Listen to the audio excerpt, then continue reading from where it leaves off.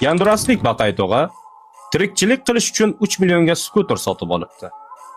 Keyin esa 1,5 millionlik davlat raqami taqish majburiy bo'libdi. Biroz vaqt o'tgach, skuterlarga ham 6 millionlik prava olish majburiy bo'libdi. Birozdan keyin esa pravalar uchun imtihon narxi 2 barobar oshirilib, 1 million etib belgilanibdi.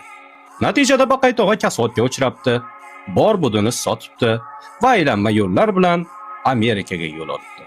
Bu yerda fura haydabdi, ozgina pul jamg'aribdi va biznesiga asos solibdi. Shu tariqa millioner bo'libdi. Agar Baqaytog'a Gandurasda tug'ilmaganida edi, millioner emas, oddiygina tashuvchi bo'lib yurgan bo'lar edi. Ha, Ganduras imkoniyatlar mamlakati.